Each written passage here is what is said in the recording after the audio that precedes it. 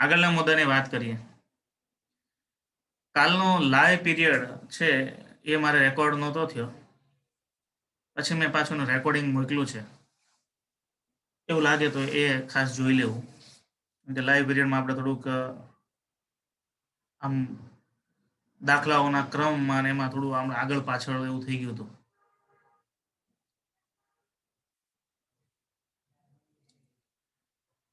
તો ઉદાહરણ 6 આપણે ગણ્યું છે 7 અને 8 ગણવાના હતા મારે અને રહી ગયા છે. પછી ઉદાહરણ 9 આપણે થઈ ગયું, ઉદાહરણ 10 પણ થઈ ગયું, એટલે ઉદાહરણનું કામ તો પૂરું થઈ ગયું છે. ઉદાહરણ 10માં આપણે ક્યાં કન્ફ્યુઝન હતું, એ કરેક્શન કે જ્યારે ઉર્જાની વાત કરો છો તમે, અને ઉદાહરણ 10માં નહીં. હા, ઉદાહરણ 10માં કંપ વિસ્તાર વાળો મુદ્દો તો કમ્પ્લીટ હતો, પણ જે ઉર્જાની વાત કરીએ છીએ ત્યારે તમારે અહીંયા -BT અપોન 2m નથી કરવાનું, -BT અપોન ખાલી m કરવાનું છે. અને અહીંયા પાછું છેલ્લા સ્ટેપમાં તો 2 કાઢી જ નાખ્યું છે, તો જ તમને જવાબ મળે છે. બરાબર, એ છે. સ્વાધ્યાયમાં 7મા દાખલાની વાત કરીએ. એટલે શક્ય હોય તો કાલનો વિડીયો ક્લાસ તમારે થોડોક જોઈ લેવો.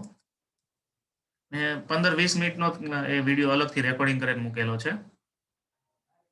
અને જે દાખલાઓ બાકી છે, 2 ઉદાહરણ, એ તો બાકી જ છે.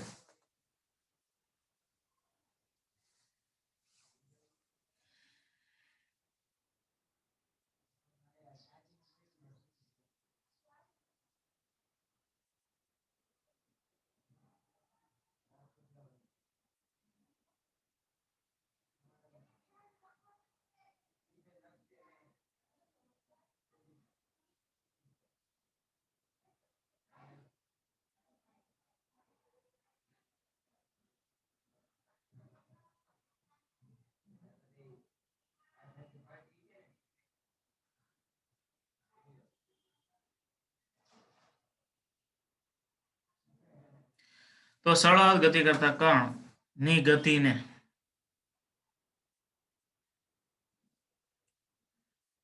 સરળ ગતિ કરતા કણની ગતિને સ્થાનાંતર વિધેય પરમાર જયદીપ, કેમેરો બંધ કરજો.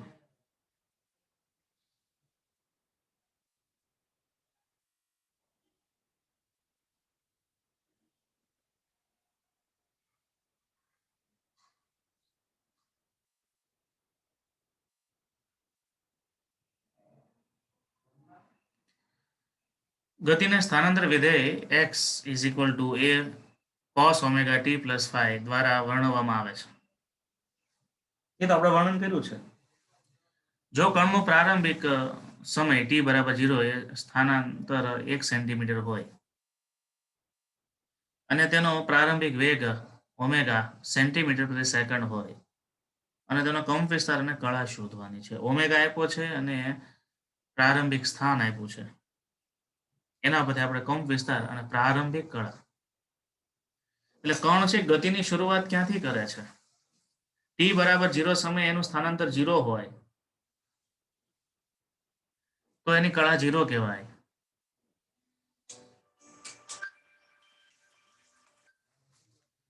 1 સેન્ટીમીટરથી શરૂઆત કરે છે, અને એના માટે એનો કંપ વિસ્તાર અને કળા શોધવાની છે. કણની કોણીય આવૃત્તિ પાઈ પ્રતિ સેકન્ડ છે. જો કોસાઇન વિધેયના સ્થાને સરળ ગતિના વર્ણન માટે જો સાઇન વિધેય લેવામાં આવે, એટલે x = b sin omega t + alpha લેવામાં આવે, તો ઉપરયુક્ત પ્રારંભિક શરતો સાથે કણનો કંપ વિસ્તાર અને કળામાં શું ફરક પડે? 90 ડિગ્રીનો કળામાં ફરક પડે. કોસ અને સાઇન માં 90 ડિગ્રીનો ફરક હોય, અને કંપ વિસ્તારમાં શું ફેર પડે એ આપણે ગણતરીમાં જોઈએ. પેલું આપ્યું છે કે x = a cos omega t + phi. t = 0 સમય માટે x એટલું છે, y એટલું છે, વેગ v એટલું છે, ઓમેગા એટલું છે. a અને phi મેળવવાનું તો સમીકરણ 1 પરથી એનું સમયની સાથે વિકલન કરો, એટલે v = dx/dt. એ કોસનું થશે minus sine omega t + phi ને ગુણ્યા ઓમેગા, એટલે આપણી પાસે સમીકરણ મળ્યું v બરાબર a, એટલે અહીંયા છે ને અહીંયાથી શરૂઆત કરે છે, બરાબર. તો v બરાબર minus a omega sine omega t plus 5 મળ્યું. આ સમીકરણ 1 માં t બરાબર 0 માટે x બરાબર 1 લઈ લઈએ.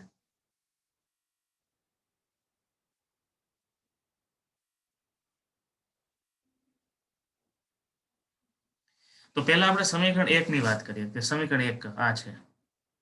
તો t બરાબર 0 છે ત્યારે x બરાબર 0 મૂકો તો શું થાય? તો કે t બરાબર 0 x બરાબર 1 લેતા 1 is equal to a cos 5 થઈ ગયું.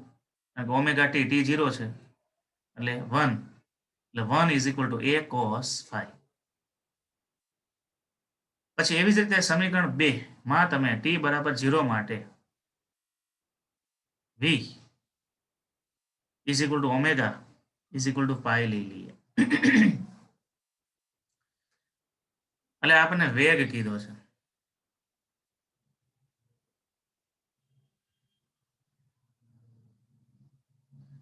વેગ બરાબર શું લેવાનું છે? ઓમેગા લેવાનું છે. ઓમેગા બરાબર શું છે? પાઈ છે. એવું રકમમાં જ કીધું છું. પ્રારંભિક વેગ એ ઓમેગા લેવાનો છે. અને પાછું ઓમેગા બરાબર આપણે અહીંયા પાઈ લેવાનું કીધું છે. એટલે આ વેગ એટલે સેન્ટીમીટર પર સેકન્ડ છે, રેખીય વેગ છે. આ રેડિયન છે, કોણીય વેગ છે. એટલે રેખીય વેગને કોણીય વેગમાં આપણે મૂકો હોય તો v બરાબર r ઓમેગા એવું મૂકીએ છીએ. પણ અહીંયા r એટલે ત્રિજ્યા એટલે કંપ વિસ્તાર. એ તો સ્થાનનો મહત્તમ કંપ વિસ્તાર 1 છે એટલે આપણને r બરાબર તો 1 જ લઈ શકાય. એટલે ઓમેગા બરાબર v થઈ જાય. એટલે ત્યાં ધ્યાન રાખવાનું ઓમેગા બરાબર v કેમ મૂક્યું છે? એટલે r છે 1 છે એટલે ઓમેગા બરાબર v થઈ જશે અને a is equal to pi લેવામાં આવે. એટલે v બરાબર r ઓમેગા એવું સૂત્ર છે ને, v બરાબર r ઓમેગા, પણ r ની કિંમત 1 છે એટલે v બરાબર ઓમેગા થઈ ગયું અને ઇઝ ઇક્વલ ટુ પાઈ લીધું. તો પાઈ ઇઝ ઇક્વલ ટુ a ઓમેગાની જગ્યાએ પાછું પાઈ સાઇન t બરાબર 0 હતું એટલે ઓમેગા t તો 0 થી સાઇન 5 થશે.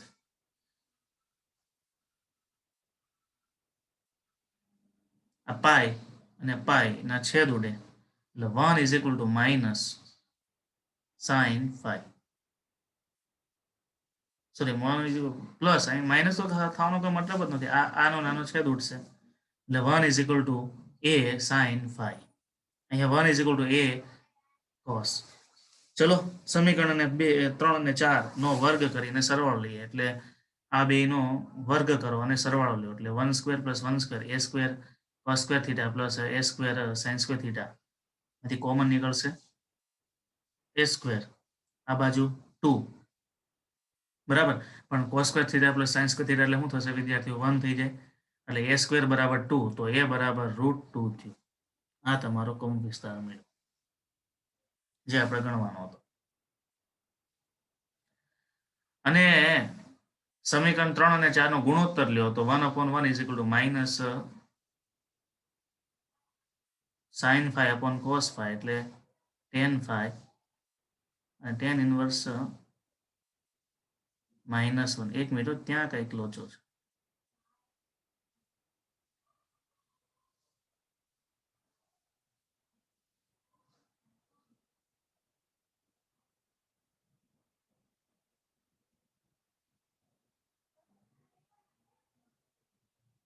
હા સોરી, અહીંયા માઇનસ શું કામ આવશે વિદ્યાર્થીઓ? આપણે બીજા સમીકરણમાં કિંમત મૂકવાની છે ને, તો બીજા સમીકરણમાં એ તો માઇનસ હતો એટલે એ માઇનસ આવે છે. ઓકે, એટલે માઇનસ કરજો. બીજામાંથી આપણે ચોથું મળ્યું, એમાં તો માઇનસ પહેલાથી ગુણાયેલો જ છે. હા, એટલે એ રીતે તો બેનો સરવાળો કરવાથી કંપ વિસ્તાર મળ્યો. બંનેનો ગુણોત્તર લેવાથી આપણને શું મળશે? 1 ઇઝ ઇક્વલ ટુ છેદ ઉડા -tan 5. tan 5 બરાબર શું થઈ જાય? -1 થઈ જાય. તો 5 બરાબર tan ઇનવર્સ -1. પણ -1 હોય કે +1 હોય ક્યારે થાય? tan ઇનવર્સ 1 ક્યારે થાય? તો tan ઇનવર્સ 1 ક્યારે થાય? 5 બરાબર -45. એટલે આ અધૂરું છે. tan ઇનવર્સ નું 1 નું તમે tan ઇનવર્સ જોજો લેફ્ટ ટેબલમાં, 1 નું તમે tan ઇનવર્સ 45 નો એંગલ આવશે. માઇનસ એટલે માઇનસ 50 એટલે phi બરાબર આપણે 45 ડિગ્રીનો કળા તફાવત થયો. બરાબર. તો આપણને એવું માંગ્યું હતું કે આ બધી કિંમતો આપેલી છે એના ઉપરથી જોવાનું હતું કે કળા તફાવત કેટલી મળે ને કંપ વિસ્તાર કેટલો મળે. હવે એનો એ જ દાખલો આ લોકો કર્યો નથી પણ તમે હોમવર્કમાં કરી શકો. અહીંયા કેમ આપણે a cos ઓમેગા t લીધું એની જગ્યાએ તમે b sin omega t plus alpha કરી અને તમારે કંપ વિસ્તાર અને આલ્ફા ગણવાનો છે હોમવર્કમાં. ખાલી વિધેય બદલાય છે, રીત બદલાતી નથી. એટલે બધાએ હોમવર્કમાં ગણી એનો ફોટો પાડી અને મને વોટ્સએપ કરવાનો છે. બરાબર. એટલે અહીંયા બીજો વિભાગ હોમવર્કમાં આપ્યો છે એ આ લોકોએ બતાવ્યો નથી. સ્વાધ્યાયનો 8મો દાખલો આપણે કાલે થઈ ગયો, 9મો દાખલો થઈ ગયો, 10મા દાખલામાં ક્વેરી હતી, એ ક્વેરી હજુ મારે સોલ્વ નથી થઈ. બરાબર. એટલે એમાં જ રાખેલો છે. સ્વાધ્યાયનો 11મો દાખલો લઈએ. રકમ જોઈએ.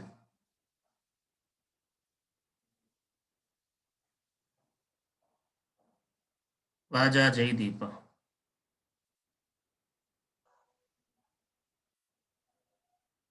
હા બોલો.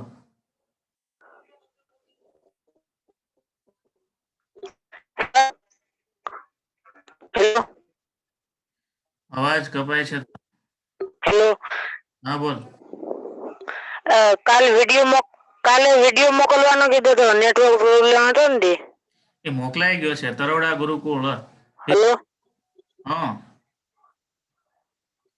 એ વિડિયો છે તરોડા ગુરુકુળ ફિઝિક્સમાં સબસ્ક્રાઇબ.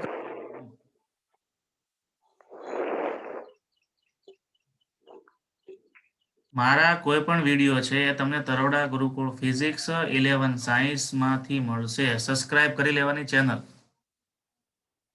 બરાબર. હું વોટ્સએપથી એકને નથી મોકલતો અને વોટ્સએપથી ગ્રુપમાં નથી મૂકતો, મારે ભૂલાઈ જતો. તમે ચેનલ સબસ્ક્રાઇબ કરી લો. તરોડા ગુરુકુળ ફિઝિક્સ 11 સાયન્સ. એમાં વિડીયોનો ક્રમ આવતો હશે 143 કે 142 એમ કરજો એટલે આવી જશે. એટલે છે ને તમને હું મોકલું કે ન મોકલું તમને ડાયરેક્ટ નોટિફિકેશન મળી જાય. સબસ્ક્રાઇબ કરી લો એટલે.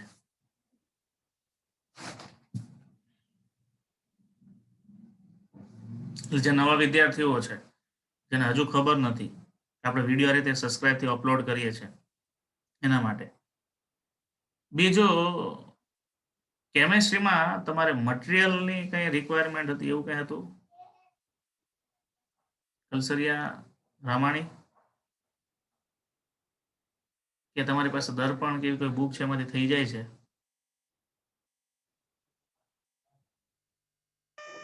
સર તો ફોનમાં બધું આવી જાય, દર્પણ નહીં જે જોતું હોય. અને આમે કદાચ કેમેસ્ટ્રીમાં ને એમાં તો હું માનું ત્યાં સુધી તમારી એવી કોઈ દર્પણ કે બુક હોય એટલે એના મુદ્દાઓ છે ઇનફ છે. બાકીના સાહેબે સમજાવી દીધા હોય. લખેલી બુક તો બહુ અઘરી પડે. કોઈ પણ ફેકલ્ટીની લખેલી બુક છે એ તો કોઈ વ્યવસ્થિત મહેનત કરીને બનાવડાવે તો થાય. બરાબર. અને ફિઝિક્સમાં તો આ વિદ્યાર્થીએ તૈયાર કરી છે એટલે આપણને ઘણો ફાયદો મળ્યો છે. ઘણું તમને હેલું પડે છે તૈયારી માટે. છતાંય સર સાથે વાત કરી લઈ અને માનું છું ધડુક સાહેબ પાસે મટીરિયલ નથી ને કદાચ એનું કોઈ મટીરિયલ હશે નું હેન્ડ રિટિન તો મોકલશે. કાલે એ કંઈક વાત આવી હતી કે મટીરિયલ 12માં તો દરેક આપે છે. કદાચ 11માં ન હોય એટલે કદાચ તમે અમે વિડીયોમાં કરાવી દેતા હોય પણ એ બુક બનાવડાવે છે એ પ્રમાણે બનાવે એ તમારું મટીરિયલ છે. સરની કોઈ બુક નથી એટલે તો સર લખાવડાવે છે. તો આકૃતિમાં 2 વર્તુળમય ગતિઓ દર્શાવી. ધ્યાન આપજો. આકૃતિમાં 2 વર્તુળમય ગતિ બતાવી છે. નાનું વર્તુળ છે ને એક મોટો વર્તુળ છે.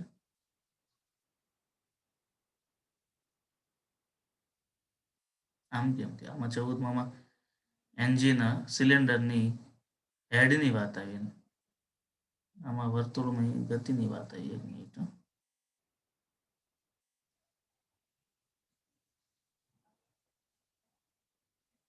11મો દાખલો છે. આકૃતિમાં આ 2 વર્તુળમય ગતિ દર્શાવી છે. પ્રત્યેક આકૃતિમાં વર્તુળની ત્રિજ્યા, પરિભ્રમણનો આવર્તકાળ, પ્રારંભિક સ્થિતિ, પરિભ્રમણની દિશા એટલે કે ઘડિયાળ ના કાંટાની દિશાની ગતિની દિશા કે ઘડિયાળના કાંટાની વિરુદ્ધ દિશામાં દર્શાવેલ છે, એટલે જેમ છે દિશા પણ દર્શાવેલી છે.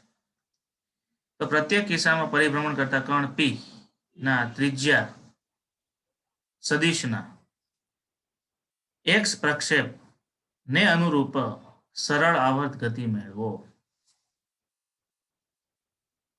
એક્સ પ્રક્ષેપ તો એટલે આપણે એવું સાબિત કર્યું યાદ છે કે વિડીયો જોઈને કે વર્તુળની ગતિ છે એ વાય અથવા એક્સ પ્રક્ષેપની ગતિ છે.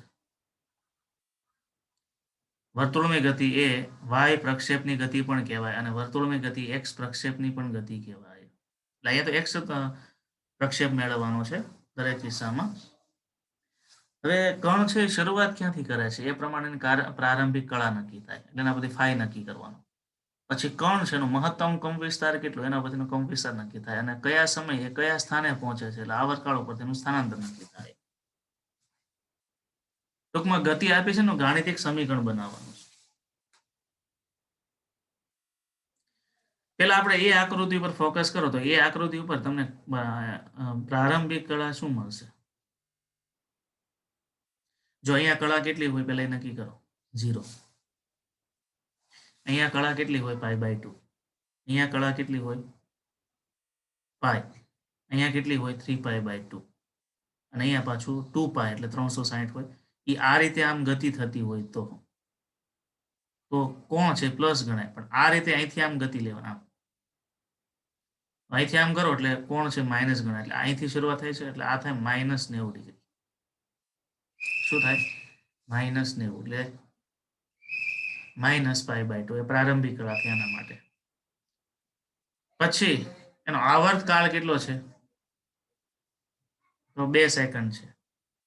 પછી આની ત્રિજ્યા કેટલી છે 3, એટલે વાય પ્રક્ષેપ છે મહત્તમ ક્યાં સુધી જઈ શકે 3 સેન્ટીમીટર સુધી જશે, એટલે એનો કંપ વિસ્તાર 3 સેન્ટીમીટર થાય. પ્રારંભિક કળા -90 છે અને કંપ વિસ્તાર 3 સેન્ટીમીટર છે. એ પ્રમાણે હવે સમીકરણ આપણે બનાવવાનું. વાય પ્રક્ષેપ એટલે વાય બરાબર શું મૂકવું પડે, a cos ωt plus phi. બરાબર, તો એ રીતે એનું સમીકરણ બનશે. પહેલી માટે અહીં t બરાબર 2 સેકન્ડ છે, a બરાબર 3 સેકન્ડ છે, એટલે x બરાબર a cos ωt plus phi. વિદ્યાર્થી ખાસ ધ્યાન આપજો. તેથી x ઇઝ ઇક્વલ ટુ એની જગ્યાએ 3 આવશે, cos ઓમેગાની જગ્યાએ 2π ના છેદમાં 2 મૂકી શકો, એટલે t મૂકી શકો, એને ગુણ્યા સ્મોલ t પ્લસ phi. બરાબર, તો x બરાબર શું થાય 3 cos 2π ના છેદમાં 2 એને ગુણ્યા t ઇઝ ઇક્વલ ટુ 3π/2. કારણ કે શરૂઆત 90 એ મૂક્યો છે એટલે 270 કહો કે -90 કહો, બે વાત સરખી જ છે. બરાબર, એટલે એના પરથી આગળ જઈએ તો 2 નો છેદ ઉડે એટલે અહીંયા πt વધ્યું, અહીંયા 3π/2 આવ્યું, એટલે x is equal to 3 cos 3π/2 plus πt. 3π/2 plus એટલે અહીંયા ઓલ s t અને c 3π/2 અહીંયા પ્લસ આ બાજુ, એટલે ચોથા ચરણમાં શું થાય કોસ છે એ કેવું હોય માઇનસ, એટલે માઇનસ 3π/2 એટલે કોસનું શું થઈ જાય સાઇન વિધેય થઈ જાય, એટલે -3 sin π2. યાદ આવશે ઓલ એસટીસી પ્રમાણે વિધેય બદલવાની વાત આવતી. અહીંયા બધા પ્લસ હોય, અહીંયા ખાલી કોસ એટલે સાઇન પ્લસ હોય, અહીંયા કોસ પ્લસ હોય ને અહીંયા tan જ પ્લસ હોય. પણ આપણે 3π/2 પ્લસ આગળ જવાનું, 3π એટલે ચોથા ચરણમાં આવે, ચોથા ચરણમાં કોસ વિધેય છે કેવું હોય માઇનસ, એટલે માઇનસ મૂકી દેવાનું. પછી 3π/2 છે એટલા માટે કોસનું શું થઈ જાય સાઇન થઈ જાય. મેં તમને ઓલેસ્ટીસી જે કરાવ્યું શરૂઆતમાં એનો ઉપયોગ અહીંયા આવ્યો આ ચેપ્ટરમાં. બરાબર, સર ચોથા ચરણમાં cos પ્લસ આવે, ઓલ એસ ટી અને સી, તો cos પ્લસ આવે તો એને માઇનસ કેમ કર્યું છે, ભૂલ કરી છે. sin પણ એમાં માઇનસ થાય ને ચોથા ચરણમાં. સાઇન માઇનસ થાય નો જોવાનું, એ કોસ વિધેય જોવાનું હોય. ઉભા એક મિનિટ, ઉભા એક જ મિનિટ, આડે એનો રસ્તો નીકળશે, એનો રસ્તો પણ નીકળશે. સાઇન માઇનસ નો થાય, તમારે પેલું વિધેય છે ને એ જોવાનું, ફેરવા પછી નહીં જોવાનું. ફેરવા પછી જોવો તો મેળ જ ના પડે. બરાબર,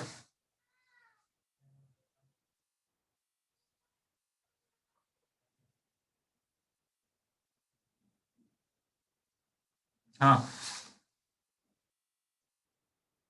ખરેખર એવું હતું કે ગતિની દિશા છે ને અહીંથી આમ થાય છે, આમ. એટલે તમારે અહીંયા -3π/2 લેવું પડે. -3π/2 લો એટલે આ છે -3π/2 + 5 થાય. એટલે માઇનસમાં તમે વેલ્યુ મૂકો પ્લસ એટલે આ ચરણ આવે, એટલે આ ચરણ આવશે. આમ નથી જવાનું. એ તો આપણા નિયમ પ્રમાણે આપણે અહીંથી આમ જતા હોય ને તો એ થાય, પણ અહીંયા તો ગતિની દિશા અહીંથી આમ છે, આમ. એટલે ત્રીજા ચરણમાં જ આવે, બરાબર. કારણ કે આ ખૂણો છે ને એ -3π/2 લેવાનો હોય. એટલે બંનેની બાદ બાકી જ થાય. બાદ બાકી થાય એટલે શું થાય? એ ત્રીજા ચરણ. બેનો સરવાળો ન થાય. સરવાળો થાય તો શું થાય? આ ચરણ આવે. આ માઇનસ વેલ્યુ છે ને આ પ્લસ છે, એટલે ઓલ ઓવર તો બેની બાદ બાકી થઈ, એટલે એ ત્રીજા ચરણમાં આવશે ને એટલા માટે માઇનસ મૂક્યું છે. બસ એ જ આવશે, બરાબર. કારણ કે વિષમ ઘડી દિશામાં તમે જાઓ છો એટલે સૂત્ર શું થયું? -3 sin πt. એટલે કણ છે એ અહીંથી ગતિની શરૂઆત કરે છે, અહીંથી કરે શરૂઆત, બરાબર. પછી આમ જાય છે. અને આમે જુઓ sin π એટલે શું થાય? 0. એટલે કણ અહીંથી 0, અહીંથી ગતિની શરૂઆત કરતો હોય તો આ x યામ છે એનો કેવો હોય? 0 હોય. કારણ કે x પ્રક્ષેપ ગણવાનો હતો, બરાબર. sin π એ શું થાય? 0 થાય. એટલે આ ખરેખર t બરાબર 0 સમયે તમે ગણતરી કરો, t બરાબર 0 સમયે, બરાબર, sin 0 છે અને sin 0 એ 0 જ થાય. sin π/2 હોત તો આપને મહત્તમ મળે. એટલે ગતિની શરૂઆત જો અહીંથી થતી હોય, અહીંથી પછી આમ જવાની શરૂઆત કરે છે, એટલે પહેલું આપણને ઋણ સાઈડ વેલ્યુ મળે. 0 થી પછી નેગેટિવ બાજુ મૂલ્ય વધતું જાય, -3 સુધી વધે. એટલે આપણો જવાબ છે સાચો છે. મેં કીધું એ રીતે તમારે અહીંયા -3π/2 લેવાનું. -3π/2 -3π/2, કારણ કે વિષમ ઘડી છે એટલા માટે, સોરી, સમઘડી છે એટલા માટે. સમઘડીમાં વિધેય છે એ ઘટતું જાય, વિષમ ઘડીમાં વધતું જાય. એટલે અહીંયા એક સુધારો કરજો, -3π/2 -3π/2 કરજો. એટલે આ બંનેનો એક પ્લસ અને એક માઇનસ છે, એટલે એ બેની બાદબાકી થાય એટલા માટે ત્રીજું ચરણ આવશે. બેનો સરવાળો થતો હોત તો એ ચોથા ચરણમાં જાય.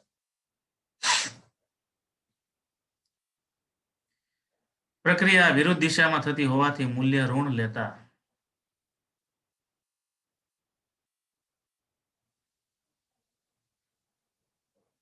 એટલે અહીંયા પાછી નોંધ પણ કરી છે, વિરુદ્ધ દિશામાં છે એટલે મૂલ્ય ઋણ લીધું છે.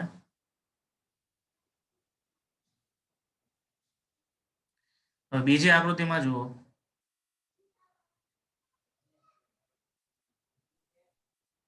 અહીંથી આમ જાય છે.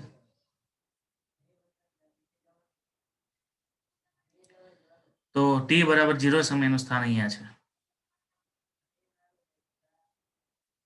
બરાબર.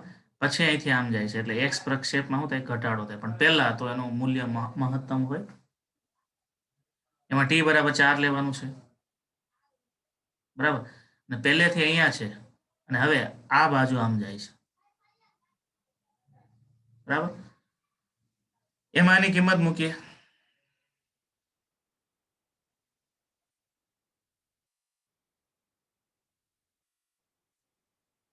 કંપ વિસ્તાર 2 લેવાનો છે, સમય છે 4 લેવાનો છે, -a cos ωt + 5. માઇનસ શું કામ મૂક્યું?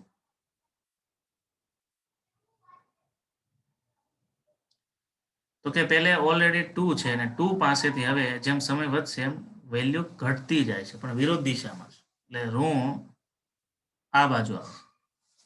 એક મિનિટ, એમાં કદાચ તમે છે ને પ્લસ મૂકો તો ચાલે એવું છે. જોઈ લઈએ.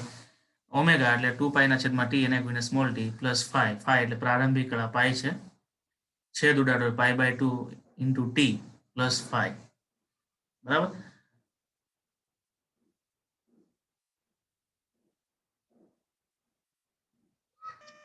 સર આમાં પેલા માઇનસ લીધું ને ખોટું કર્યું છે. અહીં ખોટું કર્યું છે. અહીંયા તો આમથી માઇનસ થઈ જાય એમ જ છે, અહીં પ્લસ લઈએ. cos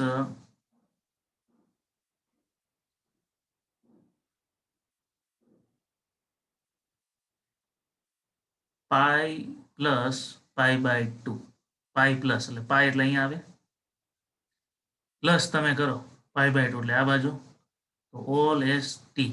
હા, અહીંયા ત્રીજું ચરણ આવે. ત્રીજા ચરણમાં કોસ છે કેવું હોય? માઇનસ. અહીંયા જો ને, અહીં પાઈ બાય 2 એટલે સાઇન નહીં કરતા હો, આમ ફેરવી નાખવાનું, એક સ્ટેપ એડ કરી દેજો. Pi plus pi by 2 t મૂકી દેવાનું, પાઈ પહેલા મૂકી દેવાનું અને પાઈ બાય 2 ટી એને પછી મૂકી દેવાનું, એટલે પાઈ પ્લસ તમારે પાઈ બાય 2 ટી કરવાનું છે. એટલે pi plus pi by 2 t કરો એટલે ત્રીજા ચરણમાં જાય, ત્યાં કોસ છે કેવું થાય? માઇનસ. અને કોસ પાઈ છે એટલે વિધેય બદલાતું નથી, એટલે અહીંયા માઇનસ એ ભૂલ થઈ છે, વિરુદ્ધ દિશામાં હોવાથી ઋણ મૂલ્ય લેતા એવું લખવાની જરૂરી નથી. ખરેખર એ વિરુદ્ધ ના કહેવાય, આપણે એન્ટી ક્લોકવાઇઝમાં ખૂણો વધતો હોય. હવે નોંધ આના માટે હોય કે આના માટે હોય ખબર નહીં, પણ મેં આ રીતે લખાવ્યું તો એને આમાં એડ કરી દીધું પાકી બુકમાં, એને લખવામાં કંઈક ભૂલ કરેલી છે, એટલે અહીંયા પ્લસ કરી લેજો, જવાબ તમને પ્લસ આવશે.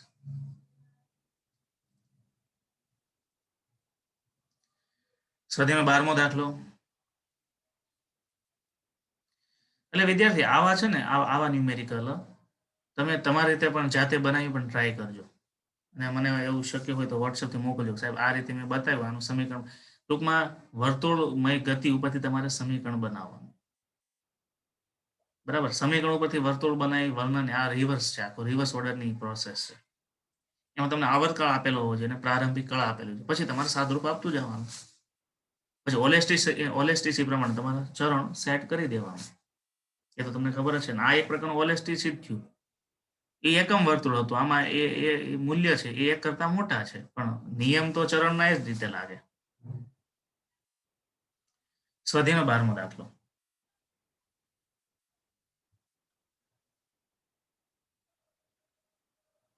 નીચે પ્રત્યેક સરળ હાથ ગતિ માટે અનુરૂપ સંદર્ભ વર્તુળ દોરો. લ્યો, અહીંયા શું હતું? વર્તુળમાંથી આપણે સરળ હાથ ગતિ દોરી. અહીંયા સમીકરણમાંથી તમારે સંદર્ભ વર્તુળ દોરવાનું છે. કણનું પ્રારંભિક સ્થાન t બરાબર 0 લેવાનું, એનું સ્થાન નક્કી કરવાનું, વર્તુળની ત્રિજ્યા નક્કી કરવાની, અને ભ્રમણ ગતિ કરતા કણની કોણીય ઝડપ નક્કી કરવાની.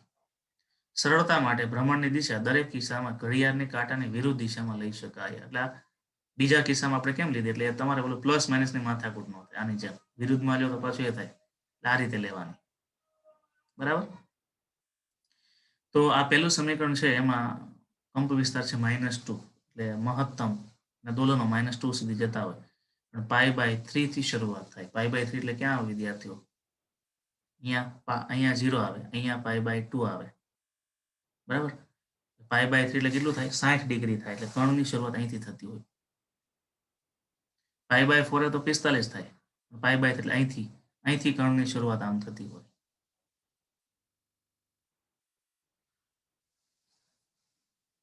પ્રારંભિક ઉપરથી એ નક્કી થાય, બરાબર? એના વર્તુળ દોરવાના છે.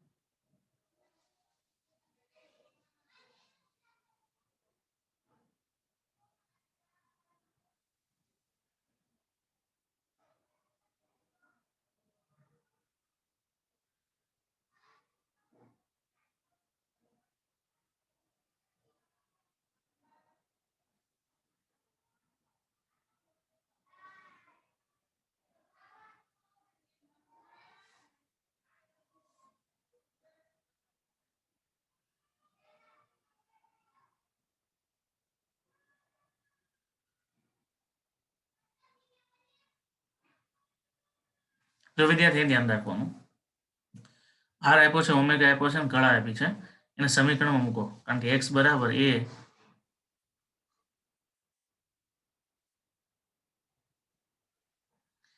sin 3t plus pi by 3 થશે. આનું સાદરૂપ આપો, એટલે પાઈ બાય 3 પ્લસ 3t, એટલે પાઈ બાય 3 એટલે અહીંયા પ્લસ 3t એટલે પ્રથમ ચરણ આવે, અને આ લોકો પ્રથમ ચરણમાં બધાને પ્લસ મૂકવાનો, પણ આમ એટલે પ્લસ એટલે પહેલેથી માઇનસ એટલે માઇનસ લીધું એટલે આ છે ને એ પ્લસ થઈ જાય અને પ્લસ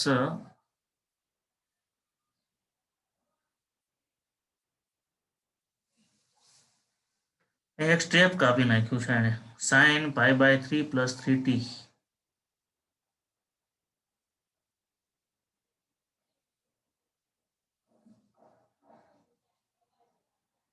આને બાકી રાખો, મારે તમને ફરીથી આ કરાવડાવવું પડશે, આમાં આને ભૂલ કરી ગયા છે, બધામાં એમ જ થાય છે. અને આમે બધા ગણીને આપ્યા નથી, જો 2 આપ્યા છે ને બાકીના પછી કર્યા જ નથી.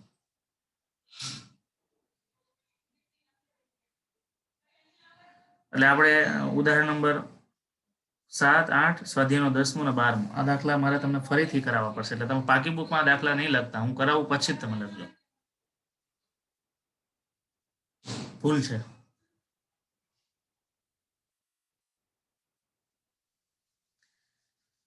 સ્વાધ્યાયનો 14મો દાખલો. આપણે કોઈ પણ એન્જિન હોય, એન્જિનમાં જે હેડ હોય ને એ સિલિન્ડરમાં આ રીતે આમ ગતિ કરતો હોય. આપણે શક્ય હોય તો હું તમને એક એને સ્ટ્રોક પણ કહેવાય, આ ઉષ્મા ગતિશાસ્ત્રમાં જે એન્જિનની વાત આવે એને લગતો મુદ્દો છે. હું એક વિડીયો તમને બતાવું છું.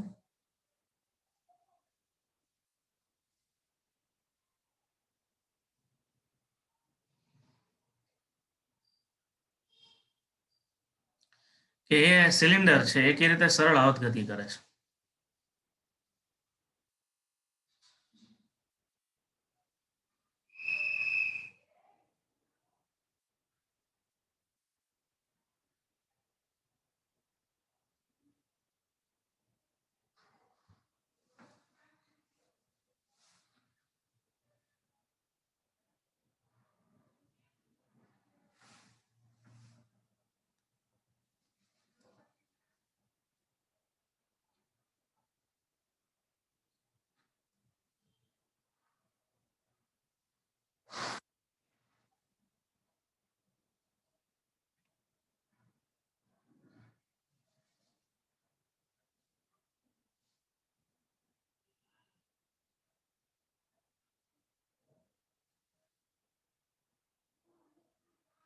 કોઈ પણ સિલિન્ડરમાં પિસ્ટન કઈ રીતે વર્કિંગ કરે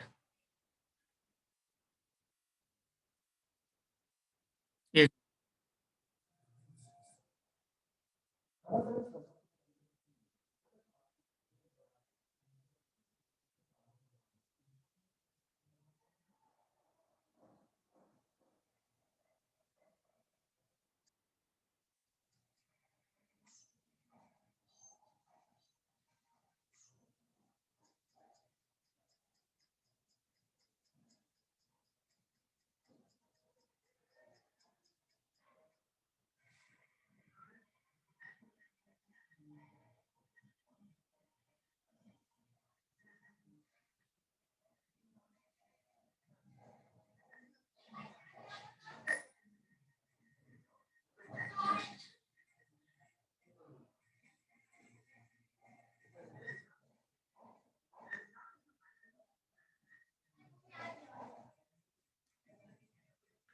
જો હવે આ જે વિડીયો હું તમને પ્લે કરીને બતાવું છું એ તમારે જોવાનું કે એમાં પિસ્ટનની જે મુવમેન્ટ છે એ સરળ આવત ગતિ બતાવે છે, તો તમને ન્યુમેરિકલ ખ્યાલ આવશે.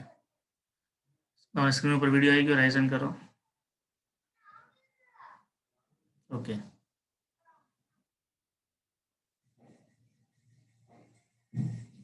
કોઈ પણ એન્જિનમાં પિસ્ટનની મુવમેન્ટ કેવી છે આ રીતે.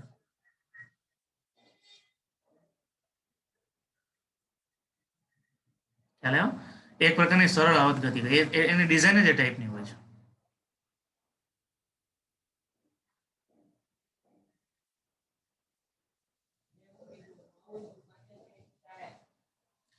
તો આવી કઈ વાત છે એના ઉપરથી એ ન્યુમેરિકલ છે, એટલે આપણે ખ્યાલ આવે છે કે પિસ્ટન છે એ સરળ આવત ગતિ કરે. તો એક એન્જિનમાં સિલિન્ડર હેડમાં પિસ્ટન 1 મીટરનો સ્ટ્રોક એટલે કંપ વિસ્તાર કરતા બમણી ધરાવે છે. સ્ટ્રોક એટલે એને કંપ વિસ્તારનું ડબલ. આખો સ્ટ્રોક ટૂલ એનું 1 મીટરનું અંતર છે. જો પિસ્ટનની જે કોણીય આવૃત્તિ છે બરાબર એ 2 રેડિયન પ્રતિ મીટર હોય તો તેની મહત્તમ ઝડપ ઓમેગા કેટલી? દાખલો બહુ સરળ છે પણ વાત આખી એ રીતે આવી. એટલે સ્ટ્રોક છે એ એને કંપવિસ્તર કરતા બમણો હોય એટલે કંપવિસ્તર કેટલો થાય? તો સ્ટ્રોક ના છેદમાં 2 જેટલો થાય એટલે એ બરાબર 1/2 કરવાનું. ઓમેગા કેટલું આપ્યું છે? તો કે 200 રેડિયન પ્રતિ મીટર.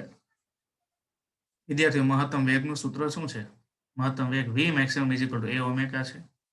એ આપ્યું છે, ઓમેગા આપ્યું છે. તો કેટલું આવશે? મહત્તમ વેગ 100 મીટર પ્રતિ મિનિટ. બરાબર, 100 મીટર પ્રતિ મિનિટ. તો દાખલો તો 2 સ્ટેપનો જ છે પણ પિસ્ટનની મોમેન્ટ જે સરળ આવત ગતિ હોય એ ખાસ આપણે મગજમાં આવવી જોઈએ.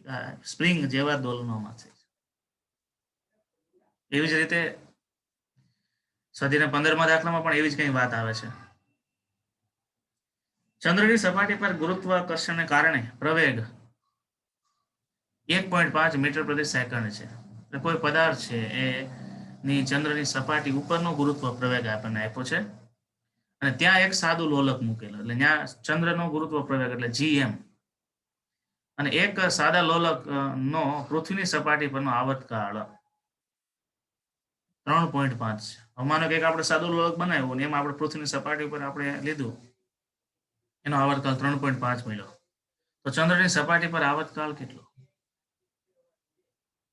એટલે એક સાદું લોલક છે એને આપણે પૃથ્વીની સપાટી પર ડિઝાઇન કર્યું તો ત્યાં આપણે આવર્તકાળ એટલો મળ્યો અને જે એટલો છે એના પરથી સાદા લોલકની લંબાઈ નક્કી થઈ ગઈ. એ લંબાઈ વાળું સાદું લોલક તમે ચંદ્રની સપાટી પર લઈ જાઓ, લંબાઈ તો તમારી પાસે હતી, આવર્તકાળ તમારી પાસે હતો ને પછી જી મળી જાય. એટલે લંબાઈને તમને ઇનડાયરેક્ટ આપેલી છે, ડાયરેક્ટ લંબાઈ નથી આપી. લંબાઈ તમારે પૃથ્વીની સપાટી પરથી નક્કી કરવાની છે અને પ્રવેગ તમારે ચંદ્રનો લેવાનો છે અને એના આધારે તમારે ચંદ્રની સપાટી પર લોલક છે એનો આવર્તકાળ નક્કી કરવાનો છે. ધ્યાન આપો, આ દાખલામાં પેલા આપણે આના આપવું છે તો ચંદ્રની સપાટીની જે ગણતરી છે ત્યાં જતું રહેવું. જો gm એટલે ગ્રેવિટી ઓફ મૂન 1.7 મીટર પર સેકન્ડ. આપણે કેમ 9.8 છે, ચંદ્ર ઉપર 1.7 છે. અને ટાઈમ પીરિયડ ઓફ અર્થ ઉપર ટાઈમ પીરિયડ છે 3.5. તો tm time period of moon ગણવાનું છે. સૂત્ર છે te બરાબર 2 root of l upon g. એનું જ લોલક છે, લંબાઈ બદલતી નથી. અને tm is equal to 2 root of l upon g. એમાં બંનેનો ગુણોત્તર લો. 2 root l cancel. tm upon t is equal to gm upon ge. tm ને કરતા બનાવો tm is equal to root of gm upon g into t. માં કિંમત તો tm gm upon g નો થાય, g upon gm થાય કેમ કે છેદમાં છે ને g એટલે ઊંધું થઈ જાય. Over 1 minute. tm હા ge અપોન gm કરવું પડશે. બહુ લોચા મારે સાદું રૂપમાં. ge અપોન gm અહીં સુધારો કરજો. તો tm upon t is equal two g upon gm. બરાબર, એ બધે જ રીતના સાદુરૂપ આપો તો આપણને આવર્તકાળ નાનો મળશે. જવાબ ખોટો છે અને સીધી વાત છે. આવર્તકાળ છે, સોરી 1 મિનિટ,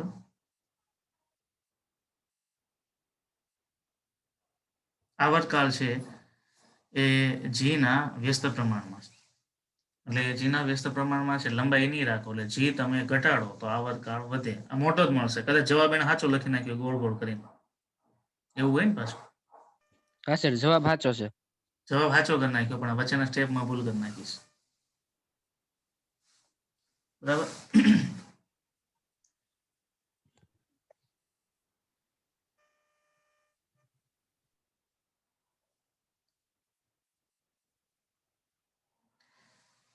સાથે સાથે સ્વાધ્યાયનો 16મો દાખલો. નીચેના પ્રશ્નના જવાબ આપો. HHM માં કણનો આવર્તકાળ, સરળ ગતિ માટેનો આવર્તકાળ આ છે. એ બળ અચળાંક k અને કણના દ્રવ્યમાન પર આધાર રાખે છે. એક સાદું લોલક લગભગ સરળ આવર્તમાં હોય તેમ છતાં શા માટે લોલકનો આવર્તકાળ એ લોલકના દ્રવ્યમાનથી સ્વતંત્ર છે. આપણે સ્પ્રિંગની ગતિ છે ને એ એક સરળ આવર્ત ગતિ જેવી છે, એ સરળ આવર્ત ગતિ જ છે. એનું આવર્તકાળ આ છે, એ દળ ઉપર આધાર રાખે છે.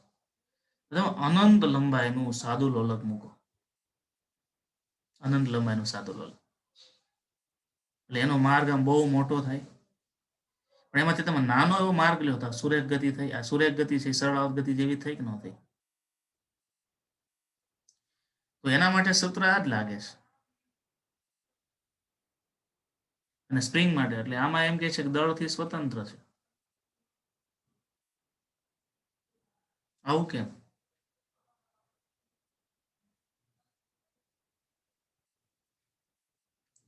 તો એ પણ સરળ આવર્ત ગતિ છે, છતાં પણ એ દળથી સ્વતંત્ર છે,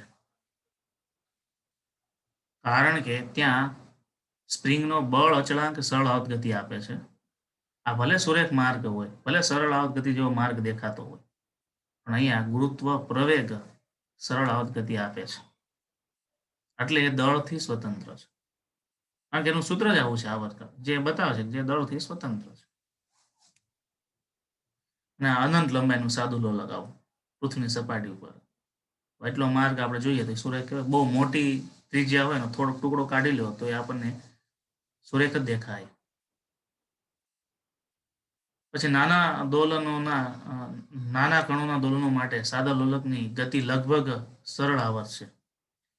કંપનના મોટા ખૂણા માટે વધુ સંલગ્ન વિશ્લેષણ બતાવે છે કે ટી એ 2π√L થી મોટો છે. આ પરિણામનો જવાબ માટે કોઈ ગુણાત્મક દલીલ વિચારો. તો મોટા કંપન માટે સાદા લોલકની ઊંચાઈ વધુ રાખવી જોઈએ. ઊંચાઈ સાથે જીનું મૂલ્ય ઘટે છે, તેથી આવર્તકાળ વધુ મળે છે. બરાબર. ટૂંકમાં કોઈ પણ સાદું લોલક છે તમે ટૂંકું લાખો તો એના ઉપર જીનું મૂલ્ય આ રીતે જ હોય, પણ એ સાદા લોલકને તમે ખૂબ ઊંચાઈએ લઈ જાઓ. લોલક પૃથ્વીની સપાટી ઉપર છે પણ દોરીની લંબાઈ ખૂબ ઊંચાઈએ જાય છે. બરાબર, એટલે દોરીની લંબાઈ ખૂબ ઊંચાઈ છે, જે પોઈન્ટ દ્રઢ આધાર સાથે મૂક્યો છે એ તો ઘણી ઊંચાઈએ છે. જ્યાં જીનું મૂલ્ય ઓછું હોય એની ઓલ ઓવર અસર લોલક ઉપર થાય. બરાબર, એટલે ઓલ ઓવર જીનું મૂલ્ય ઘટે એટલે એનો આવર્તકાળ આપણે ધારણા કરતા થોડો વધારે મળે.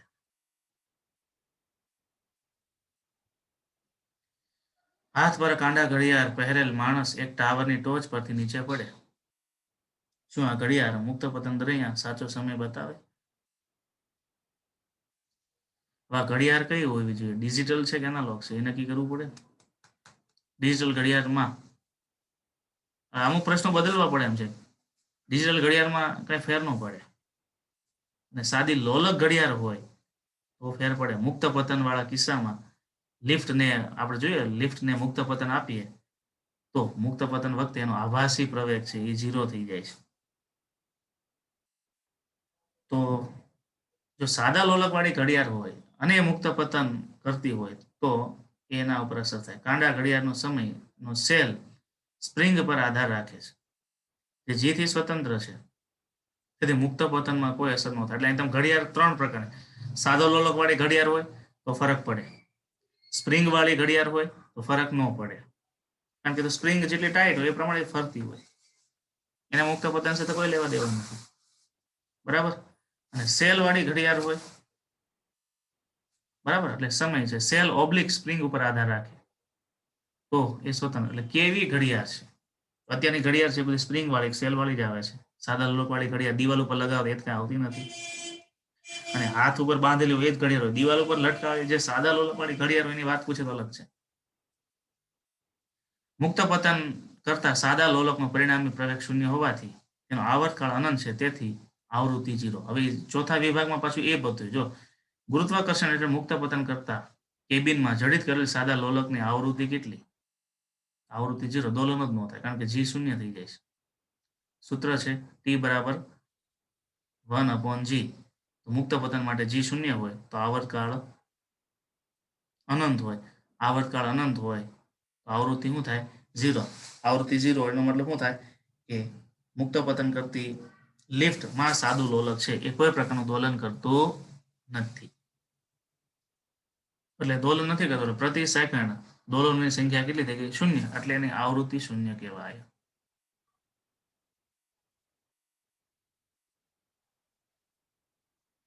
પછી એના પછી એક નોંધ આપી છે, આડા ચકડોળમાં મૂકેલ સાદા લોલકમાં આવર્તકાળ ઘટે છે અને જ્યારે ઊભા ચકડોળમાં એ અચળ રહે છે. આવું કેમ? વિચારજો. એની વાત કાલે કરીશું. અહીંયા આપણે પૂરું કરીએ. જય સ્વામિનારાયણ. હું માનું છું ત્યાં સુધી કાલે આ ચેપ્ટર પૂરું થઈ જશે. આપણે જે મારે લખીને મોકલવાના છે, પણ કલ્સરે વોટ્સએપથી મેસેજ કરી દેજો 2 વાગે કે તમારે સર દાખલાનું પેજ મોકલવાનું છે. બાકી કોઈ પણ વિદ્યાર્થીને કોઈ પણ પ્રકારની ક્વેરી હોય તો પૂછી લેવાનું, બરાબર. એની સમજૂતી માટેના અલગ અલગ બીજા પણ રસ્તાઓ હોય છે.